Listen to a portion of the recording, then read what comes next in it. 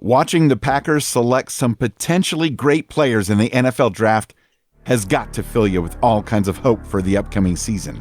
We'll talk about the players selected and, of course, a little bit about, AR-12. It's all coming up next on this edition of your Packers Fan Podcast.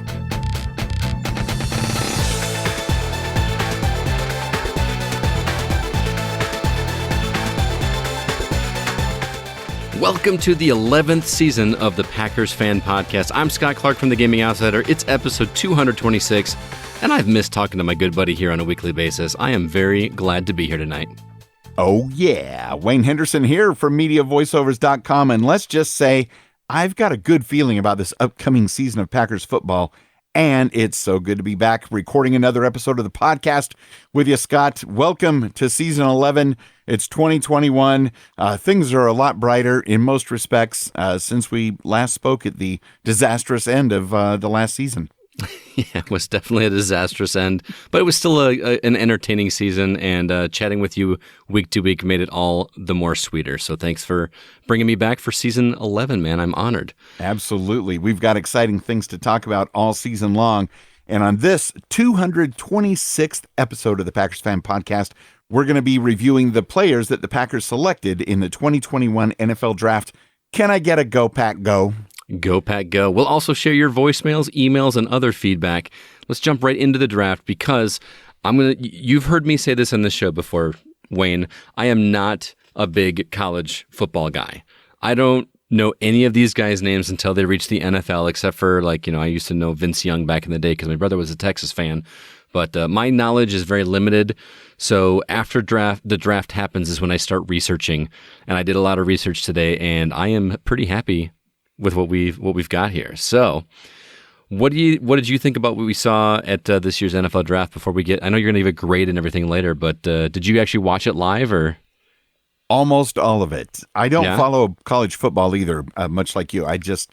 I'm out of the loop until it starts leading up to the draft. Mm-hmm. But I watched all of night 1 and 2 live, absolutely. And then Saturday, since it goes on so long, and I've got a lot of other things to do, it was on my TV all day, but I was, doing other things around the house, getting things done and this and that and the other. And then all of a sudden I'd hear my wife tell me from the other room, the Packers traded up again. I'm like, oh, or traded down or whatever we did. So I kind of kept tabs and then sat down when I got close to the Packers. Because in those final rounds, they start picking pretty quick. And sometimes the television coverage doesn't even talk about the players drafted in those later rounds. It happens during a commercial break, and you're like, oh, man. Mm-hmm.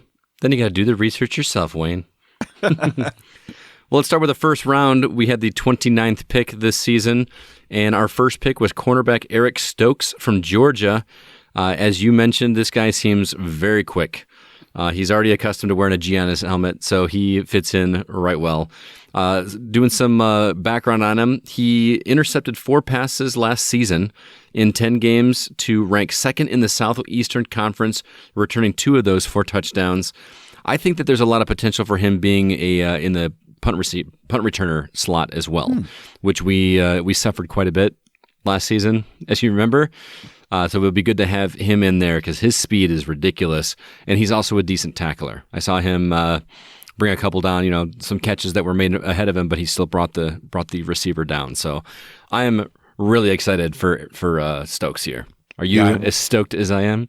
Very much so, and well played, by the way. Yeah, I watched a lot of the highlight reels on all the players that we drafted, the ones the Packers put out and other news outlets, and I like this. In his first round, right off the bat, the Packers are addressing one of our most urgent needs. I know there were a lot of people out there that were hoping we would draft 8 different wide receivers. Yeah, right.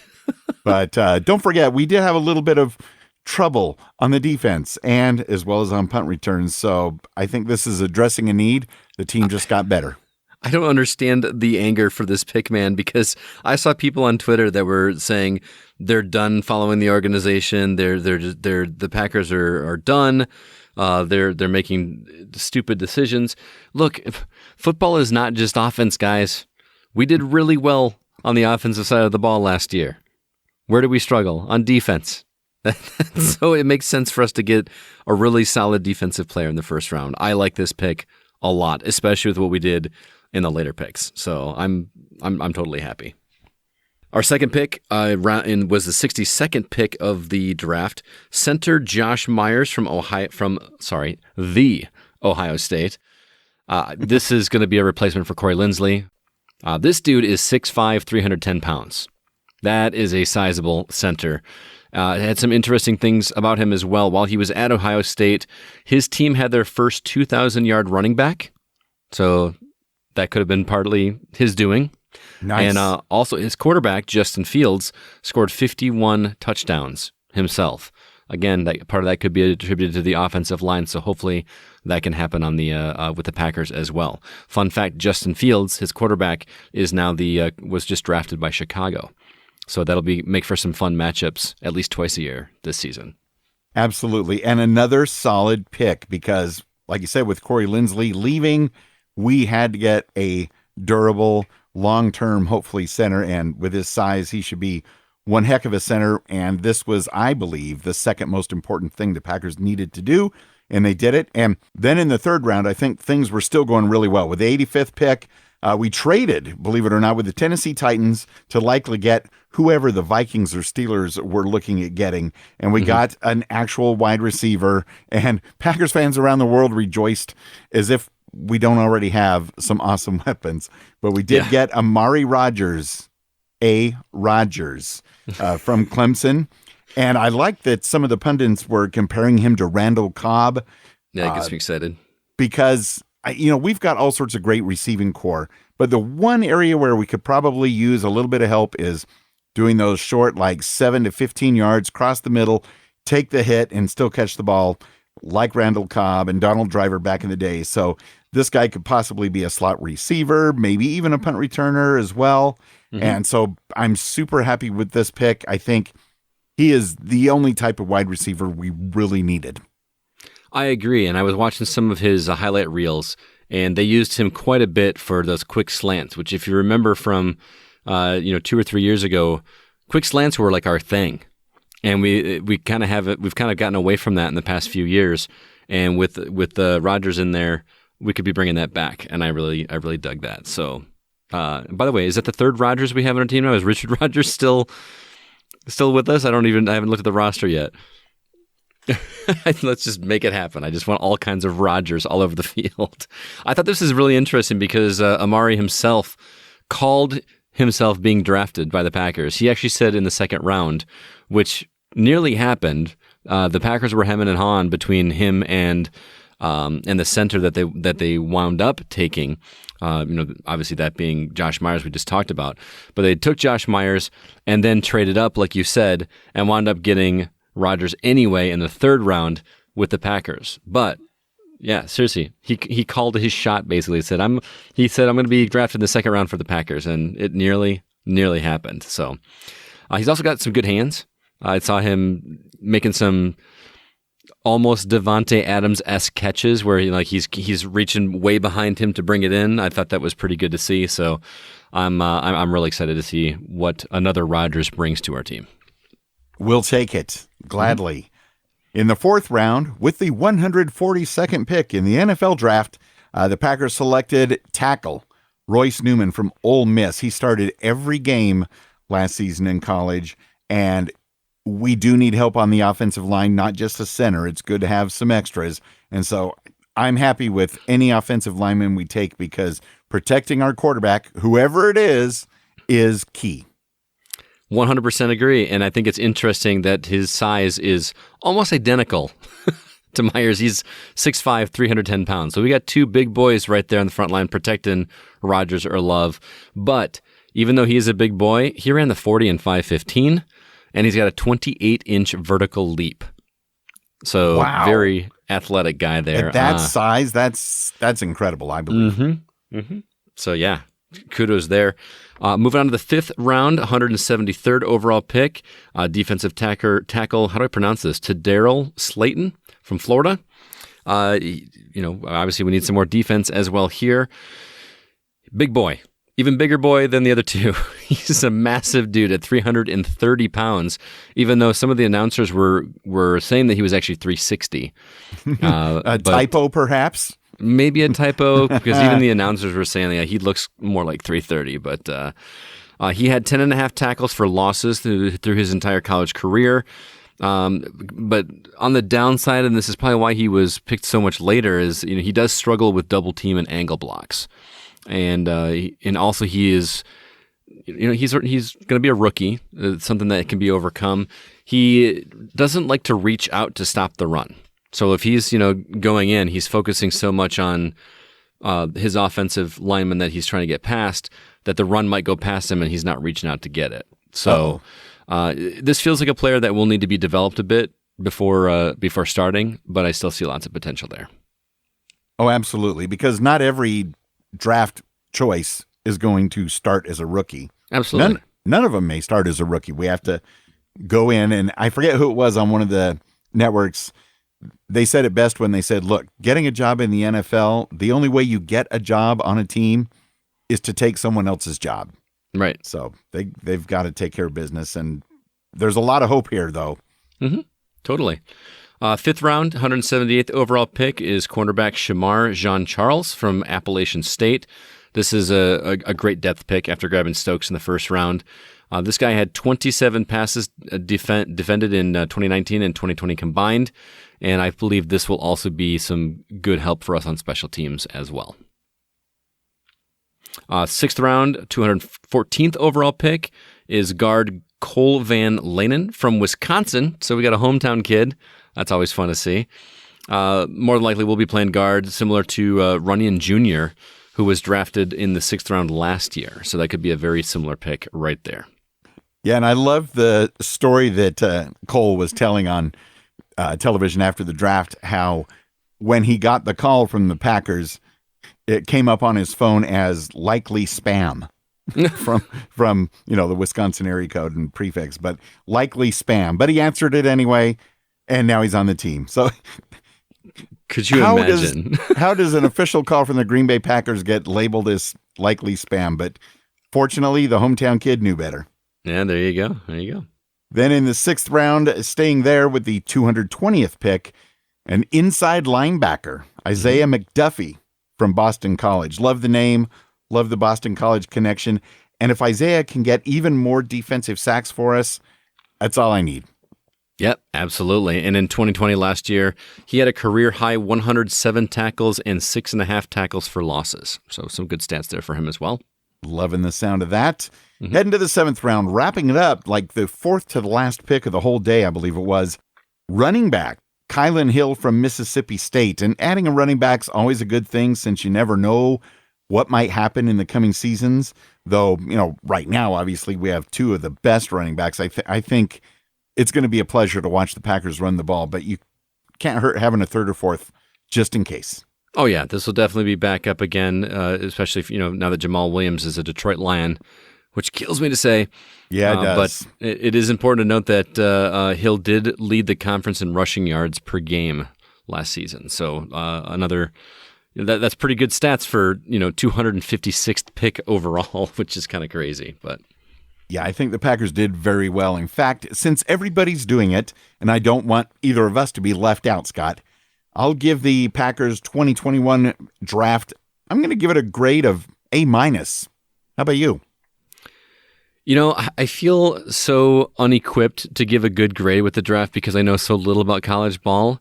But just knowing what I did, and I don't know any of the other players drafted by other teams except for that quarterback that the Bears picked up, I'm just so out of the loop. I'm going to give him an A just out of pure ignorance because I love it. Because what we got is what we needed. I don't understand the anger of Packers fans that we didn't get a ton of wide receivers. We didn't need that much depth in the receiving corps.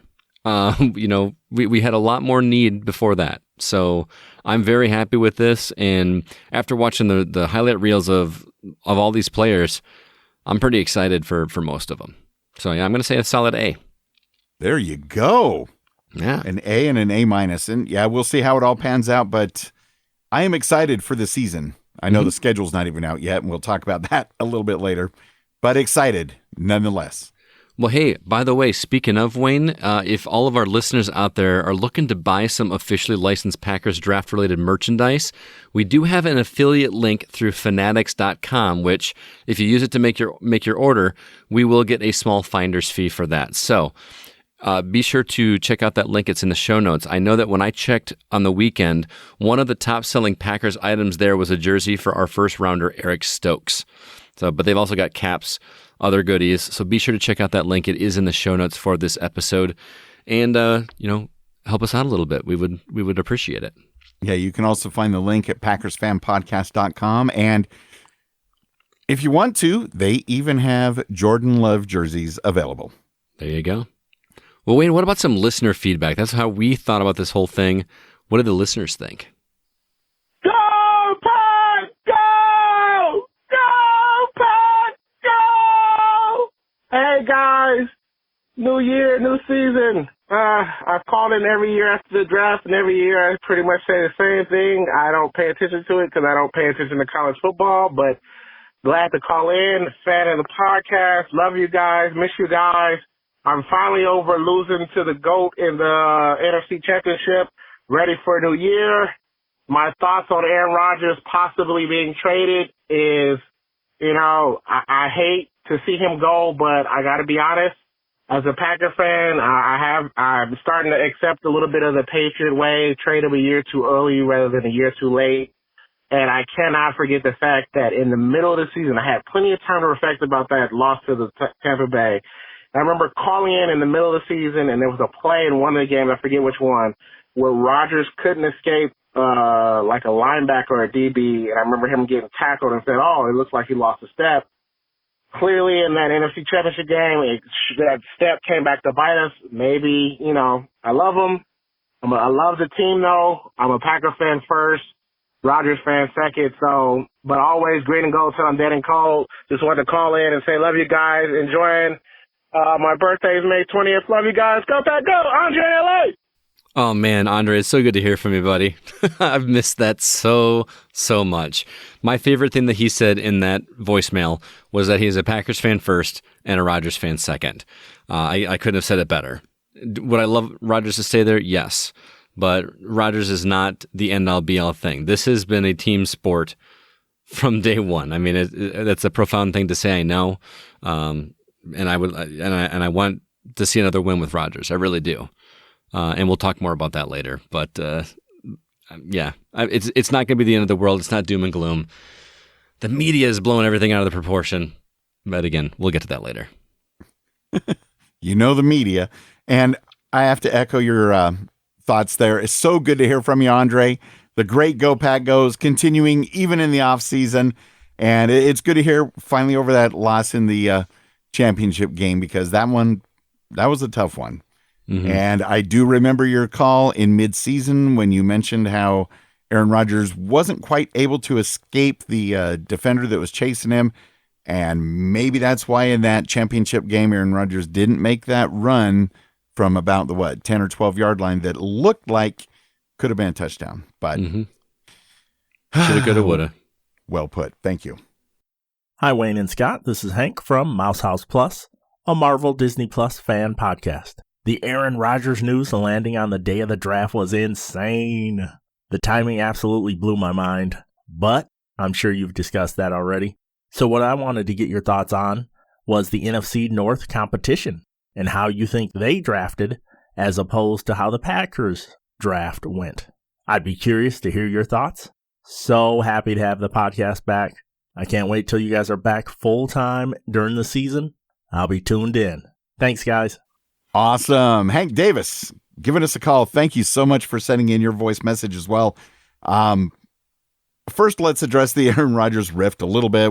It's going to be brought up off and on, but whether it's a rift, drama, smoke screen, whatever you want to call it, I agree, Hank. The timing of it makes it even more frustrating than it would have been otherwise. It's just bonkers. It's been really frustrating, especially since the only people that we hear from are not from the Packers organization. It drives me crazy that all these news outlets are posting things as fact when you read the actual article, everything just seems pure speculation. We have not heard a peep out of Aaron Rodgers. We have not heard a peep from the Packers office. Nobody is saying what's going on. Everybody is making up either what they want to believe or what they hope is going to be or what they heard from somebody else, and I'm tired of it. I am so tired of the rumors and speculation.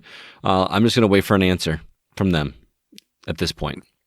I think the thing that makes it even more frustrating is we're having flashbacks to the end of Brett Favre's time with the Packers.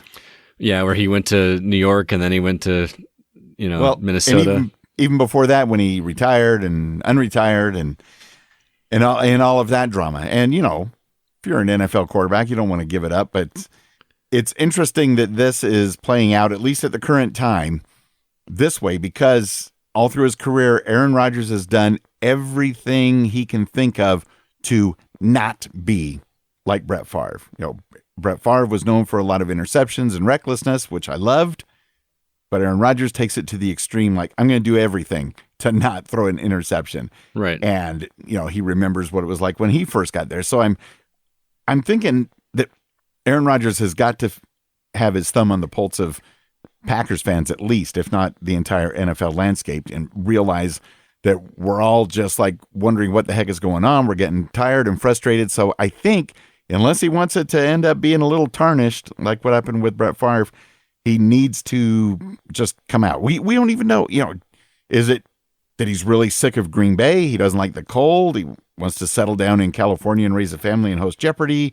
I don't know, but some of the other rumors just are absolutely ridiculous. Like some of the headlines trying to get clickbait saying that Aaron Rodgers wants Gutekunst fired. There's no player in the NFL, and I don't even think, no matter how much of a diva they are, that they're going to ask for the general manager to be fired. Right. And if they did, I would get rid of that player immediately, because you don't need the players calling the shots when there's, the general manager's doing what he needs to do for the entire team.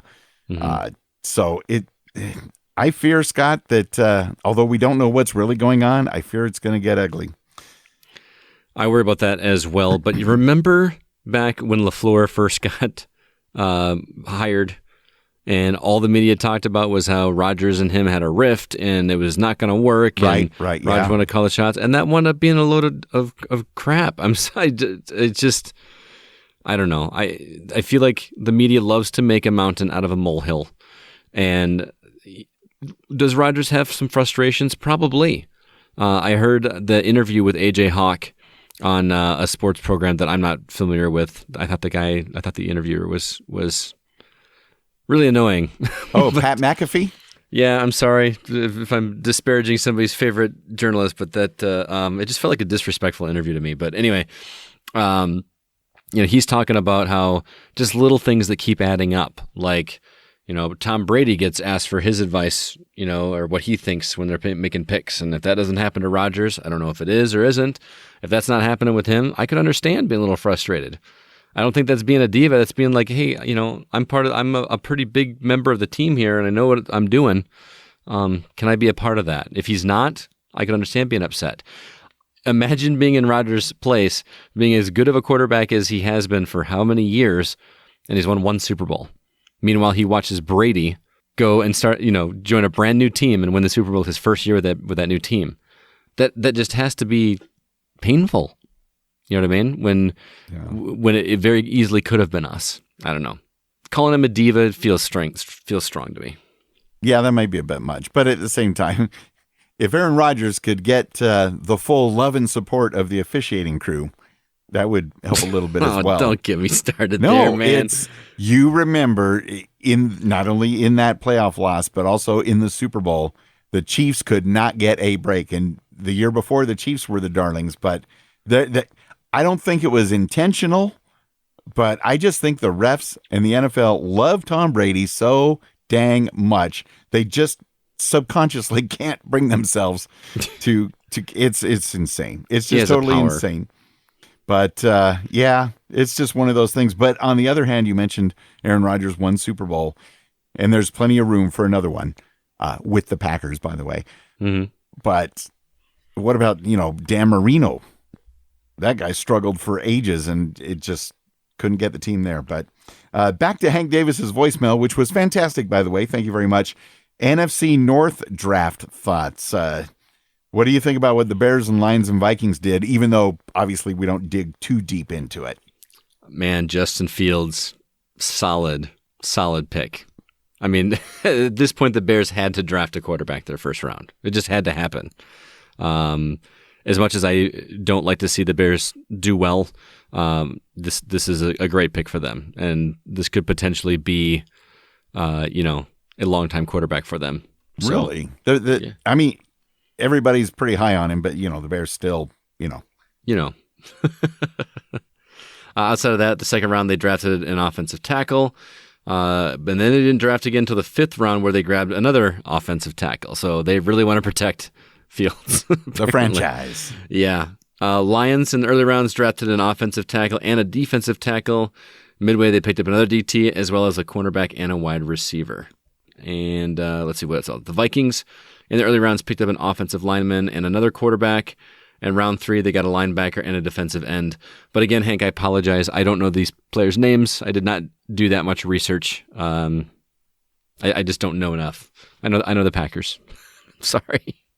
We have a hard enough time keeping up with that sometimes. Right. And Hank is first and foremost a Raiders fan, but he loves the podcast and is in the Midwest. He lives in Michigan, follows the Packers, and it's exciting to see what the Packers are doing. Since he is in Michigan, he always wonders when the Lions might turn things around. We'll have to see what happens this year now that they have Jared Goff that they got from the Rams, and they made some solid picks there. And of course, the news media, right on schedule. Many of them were talking about how, this is the Vikings or Bears year, especially with the distraction with Packers and Aaron Rodgers. Watch out for the Bears and Vikings. I don't know why they don't tout the Lions, but well, there's a reason they don't tout the Lions, but okay. So we also wanted to get a feel from the Packers Fan Podcast community, not only on Twitter at Packers Fan Pod and in our Facebook group at PackersCommunity.com. Which one of the Packers' top draft picks do you think will make the most immediate impact? Wide receiver Amari Rodgers, cornerback Eric Stokes, center Josh Myers, or tackle Royce Newman? What do you think, Scott? Watching the highlight reels, I was all set to tell you Eric Stokes, 100%, because his quickness is going to help us on special teams and on defense. But then I saw some of the feed of Amari Rodgers, and I was like, this is a Packers wide receiver. This is a quick slant Packers wide receiver that's going to fill in the gap that we've been missing on offense. So I'm going to say Amari Rodgers, but it was close. I almost picked Eric Stokes. Okay, and I'm going to go ahead and pick Eric Stokes. I think he's going to be out there right at the start or close to it. But 44% of the folks that voted did pick Amari Rodgers, just like you, Scott. 37% said Eric Stokes will make the most immediate impact. 17% went with the center, Josh Myers, and 2% do believe that tackle Royce Newman will jump on in and make an impact early this season. And let's see what our community said. First off, Jacob Searles said, I like what I see on the tape from Stokes. I've seen comparisons to Jair, and I would gladly take 2 of them. Good call. Yeah. I am excited to see what they do with Amari. Overall, I think it's a reasonable draft, and I obviously hope they all turn out. We also had some comments from the Packers Fan Podcast Facebook community group. First off, Rick in Wisconsin posted a great screen grab of Marquez Valdez-Scantling from a recent IndyCar race where MVS had the honor of announcing the call to, quote, start your engines. So be sure to check that out in the Facebook group. And I had to share this excellent group photo of Aaron Rodgers, Randall Cobb, AJ Hawk, and friends at the Kentucky Derby. They were all dressed to impress with their significant others. And, Aaron Rodgers does a good job of tuning out whatever's going on because it looked like he didn't have a care in the world, had his Derby hat in honor of the Derby. And I noticed that because we watch that at our house, my mother-in-law comes over. She loves the Derby, always has.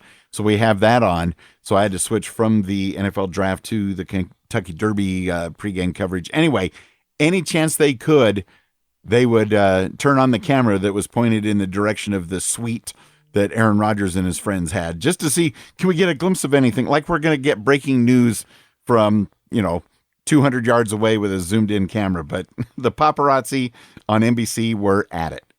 Yeah. It's just like there's cameras on them the entire time. Even if we didn't see it, there was just cameras just in case they smiled or, flashed some kind of sign that was going to give some indication. Message. That's crazy. It's what's, I mean, I know we're all starving for NFL news right now anyway, right before the draft, but everybody that's a fan of football was waiting on bated breath to see what Aaron Rodgers was going to do or say, and that wound up being nothing. He wouldn't talk to the press at the Derby, and he's got to say something. The only thing we got from him was a tweet by Davante Adams that said something to the effect of, hang on to, you don't know what you got till it's gone. I'm not quoting that, but it was something to that effect. And Aaron Rodgers liked it. And people went nuts. Like, Aaron Rodgers liked that comment. And what does that mean? He clicked a like button, man. That's all it was. And then what was the other thing Davante Adams posted? He pictured it was a picture of a goat on the edge of a cliff. Read into that whatever way you want to. But whoa, I missed that one. I texted it to you earlier today. I was wondering if you caught that reference. I didn't know that was. I kind of caught the reference, but I didn't know it was from Davante. Yeah, it was from Davante Adams. It's a picture of a goat on the edge of a cliff. So take that with what you will. Whoa. Aaron Rodgers did not like that one, I don't think. I have to go double check. Maybe he did since then. I know that Mike Tirico, one of the staff at the Derby, NBC staff, he said that he did speak with Aaron Rodgers, and obviously knew better than to ask for details, other than to find out that Aaron Rodgers supposedly told Mike Tirico at the Derby that he loves Green Bay and the Packers and the fans. So We'll see. I don't think there's really any ever question about that. Yeah, that's true. That's kind of like, thank you, Captain Obvious. Yeah. So let's move on to emails. This first one says, "Hey, Wayne and Scott, this is Caleb, Kathy, and Roy Fisher from Titletown, USA, Green Bay, Wisconsin. Boy, what an offseason we had, especially with the bomb that Aaron Rodgers dropped. Although we are saddened with his decision, we understand and wish him the best, and hopefully the next man up will shine in Green Bay. We saw all of the picks that Green Bay took in the NFL draft. One of the picks I'm looking forward to seeing on the field is Amari Rodgers from Clemson, and we can't wait to see how our Packers will do this next season. Hopefully, we can hoist up the Lombardi Trophy soon enough, even though it might take a while. Go Pack Go. Bleed green and gold till dead and cold. Caleb, Kathy, and Roy Fisher." Yeah, so it sounds like the Fishers there are pretty much already decided that Rodgers is done from that email. I feel like we still are in like the holding pattern as to what that means, but yeah, some people are just ready for love, I guess. Which, Well, the Beatles said, "All you need is love." All you need. Oh man, that's gonna be a thing. Love is all you need. I can hear that song already being played at the beginning of his first game is gonna be the Beatles. All you need is love, right? Oh man, I feel bad for Jordan Love. I really do, because all of this is out of his control, and the pressure is just got to be crazy. Jordan, stay focused and be ready. That's all we can ask. And Caleb, we hope your dad had a good birthday this past weekend, and I guess his dad's fiance is having a birthday in a few days. And of course, in another week or two, a happy birthday for Andre in LA. So birthdays abound in May. It's the merry, merry month of May. Mm-hmm. And another email. Start now with Go Pack Go. Go Pack Go. And there was about 1 billion more of those, which is never enough. One of your favorite emailers checking in from where the hometown Chicago Bears still, the 2021 NFL draft is now in the books, and boys, there's a lot to talk about. I want to start with the drama that's supposedly going on with Aaron Rodgers. Good choice of words, Stephen, supposedly.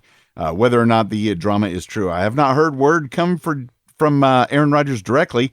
Maybe he wants to live closer to where Jeopardy tapes. Is Aaron Rodgers' time in Green Bay in jeopardy, or double jeopardy, or even final jeopardy?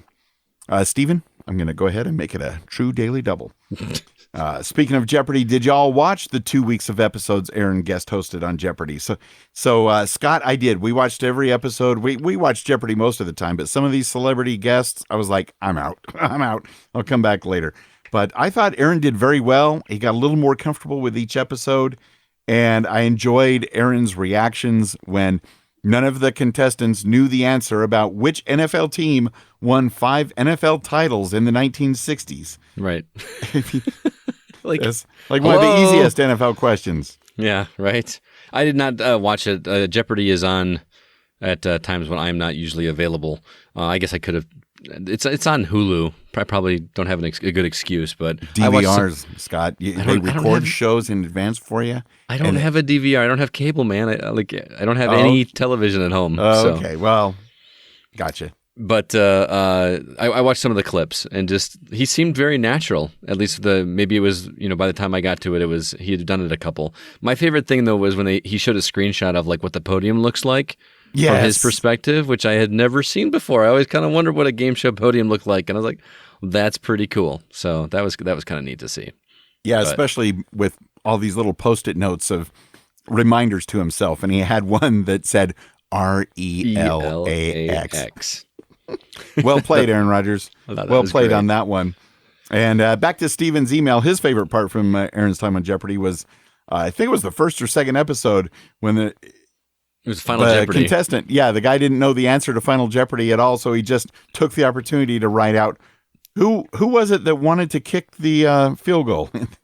Yeah, something kind of like that. And Aaron's like, that should have been the question. Stephen continues on to the NFL draft. There is actually one player that I want to make mention of. How ironic is it that the Packers drafted a wide receiver with the name of Amari Rodgers? A. Rodgers. Yeah. Stephen wonders if the king of Go Pack Goes, Andre from LA, has been practicing. As you heard earlier, he's in mid-season form there, Stephen. Right. Sure is. Did the Packers pick the right players for them to win the Super Bowl or help them to the NFC Championship game again? Or click the Packers a ticket to the Super Bowl and have Aaron Rodgers win another Super Bowl before he eventually does retire? I'm going to say yes, Stephen. I'm going to say yes. I'm going to check out for now, but Packers fans, let's all welcome to the team Eric Stokes, Josh Myers, Amari Rodgers, Royce Newman, Tadarrell Slayton, Shamir Jean-Charles, Cole Van Lannon, Isaiah McDuffie, and Kylan Hill. Thank you so much, Stephen. As always, everybody, thank you for all of your calls, emails, comments, and support. If you would like to join the Packers Fan Podcast Facebook community and be part of the conversation, head over to packerscommunity.com, especially about the team's draft selections and, of course, the upcoming game schedule release, which we'll be talking about soon. Absolutely. And to join the group, you just have to answer a couple of easy questions just so we know you're not some division rival spy trying to figure out how to finally top the 13-time NFL champion Green Bay Packers. Other news of note, once the Packers game schedule comes out, it will be for a 17-game regular season. 17-game regular season. What do you think about that, Wayne? I think it's going to make the math even more difficult. Yeah, the odd number kind of just does something with my OCD brain a little bit. Yeah, it's going to be strange because this year that added game is all home games for the AFC side. It'll all be NFC versus AFC. So all the NFC teams have to go on the road. The Packers have to go on the road for yet another difficult game against the Kansas City Chiefs in Kansas City. That doesn't make any sense. That doesn't make sense. No, and just ask Sir Troy because he's laid out what would actually work a lot better many, many times. Now next season, will that be flip-flopped? Will all the NFC teams be home? Yes. Okay. That makes a little bit more sense, but still. But I still think that for this first inaugural 17-game season, since the NFL was the original part of the NFL when the AFL came to merge, I think we should get to have the home. Anyways, can't change it now, I suppose. No. The game schedules are going to be released on May 12th. And a few days later, Scott and I are going to be recording another new episode of the Packers Fan Podcast to talk about that schedule. And guess what? We need your listener feedback to share your thoughts on what you loved and didn't love about this 2021 game schedule. You know, how do you feel about that 17th game and where it was placed? How do you like where the bye week falls this time? All sorts of stuff like that. Give us a call at 920-3PACK-GO. And hey, you know, we haven't done an episode of the Packers Fan Podcast in several weeks, but I've still been doing some podcasting of my own. My other show called The Gaming Outsider, which is all about video games, releases every week. And our most recent episode, we talk about a virtual reality pinball game that I got my hands on. And it happens to be all Star Wars related tables.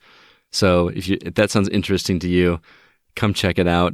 Perfect timing for May the 4th, which it is today as of this recording. We're recording on Star Wars Day.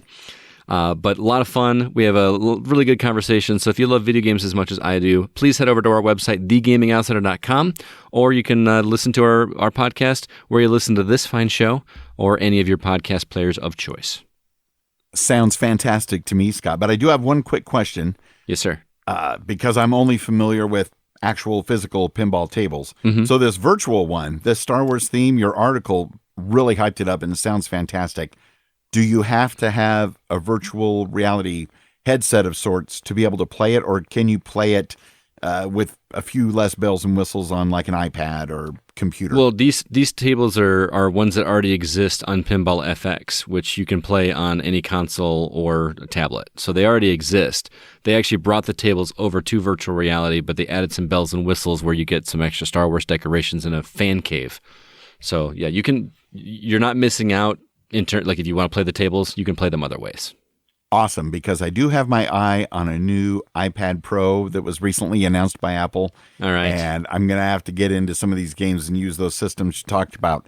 Oh, Wayne, as soon as I get that. You're going to love it, man, because then you and I can do some score competing. Me and my buddies go back and forth, and we take pictures of the scores and text it to each other and say, hey, I beat your score. Come try to beat it. It's a lot of fun. Plus, if you're playing on an iPad, you can automatically, tilt by just like shaking the shaking the iPad. That's my favorite thing about pinball is the body English.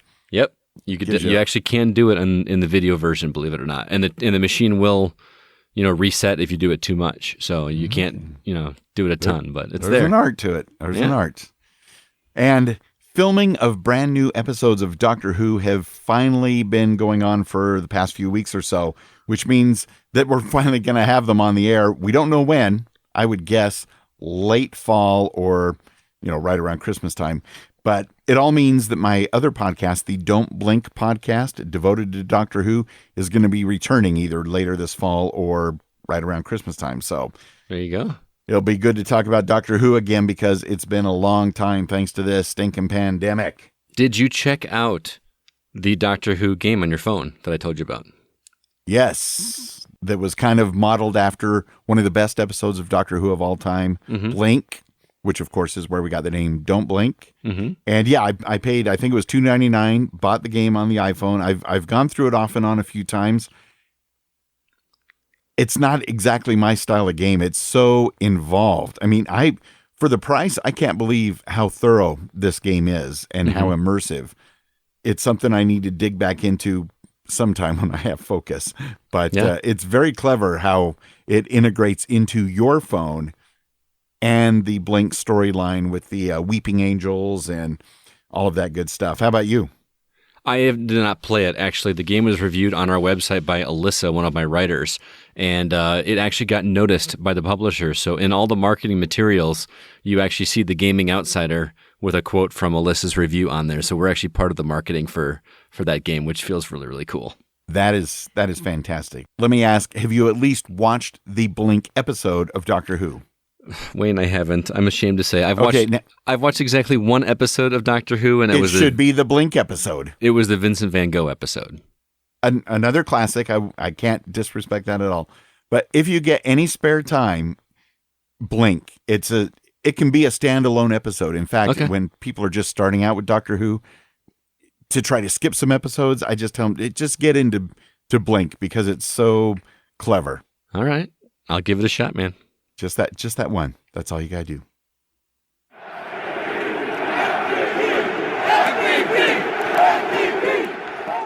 As always, we've got the value for value model here at your Packers Fan Podcast, if your budget does allow it. Everything that you pledge goes back into the show, helping with hosting costs, audio softwares, and the Packers Fan Podcast swag that you can get at some of the higher support levels.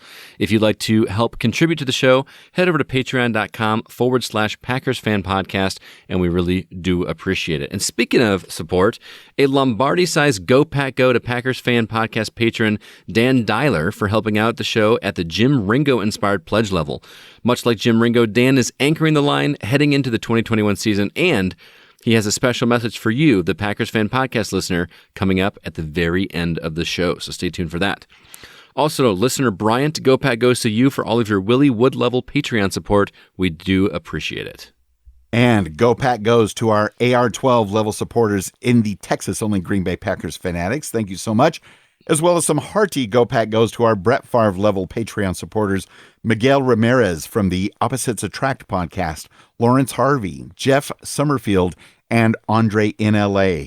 And Go Pack Go also for the brilliant Curly Lambeau supporters, Hank Davis from the TPE network of podcasts. Great voicemail from him earlier, as well as the voicemail from Andre in LA.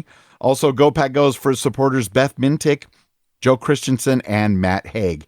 You too can check out all the levels and the corresponding rewards at patreon.com/Packers Fan Podcast. Thank you again for all your support, financial and otherwise.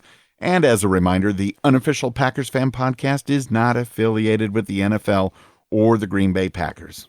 But you never know. Please follow the Packers Fan Podcast everywhere that you listen to podcasts. Also, you can follow us on Twitter at Packers Fan Podcast, or if you'd like to follow us individually, my handle is at GoCastScott, and Wayne's is at Wayne Henderson. And now, something a bit different. Since Dan Dialer has been supporting the podcast at the Jim Ringo level for over 3 months, one of his perks is to have his special outro message and Go Pack Go in rotation with the one from our friends in the Texas-only Green Bay Packers fanatics. So, Dan, thank you again for all of your support. Please go ahead and take us out while we wait for the NFL game schedules to be released on May 12th. Hey, Packers Fan Podcast listeners. This is your cheesehead from Indianapolis, Dan, and I have just two words for you. Go, go, go, go, go, go, go, go, go, go, go, go, go, go, go, go, go, go, go, Pack, go!